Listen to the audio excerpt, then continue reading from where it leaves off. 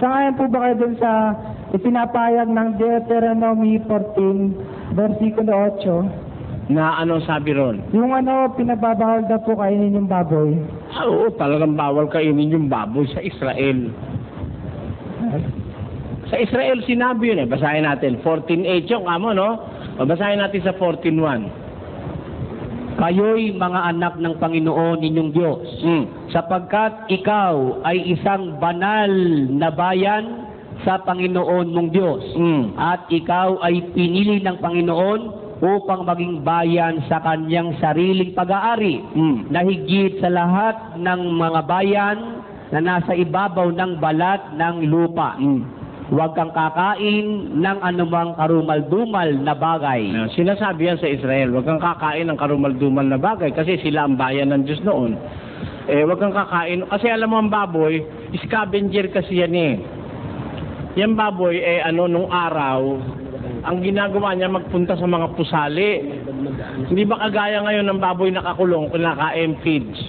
Nung araw, ang baboy ang kinakain, kababuyan. Di ba? Kaya nga, naintindihan mo ko. Ay anong bawal ng Diyos talaga kumain. Pero pagdating ni Kristo, yung baboy, bagaman nung umpisa karumal-dumar, marumi, nilinis na yan ng salita ng Diyos. Pakinggan mo sa 7 ng Marcos.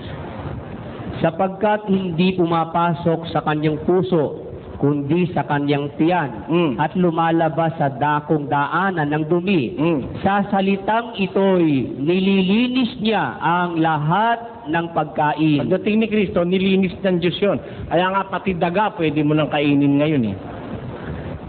Masarap ang daga, yung adobo. Huwag mo lang kakainin yung namatay sa sariling daga. Baka mo nakita ka inuuod na daga, inilitsyon mo pa. Yung mga daga talagang hinuhuli dun sa bukid na mga dagang malilinis yun, di ba? Ngayon, gusto mo makakain ng bayawak, pwede rin. Ngayon, sawa nga, kinakain pati ulupong. Pinamumulutan pa yun, doon papuntang Tarlac. Naku, mahal ang ulupong. Bibili ka ng ulupong, iluluto para sa'yo, buhay na buhay. Lulutuin.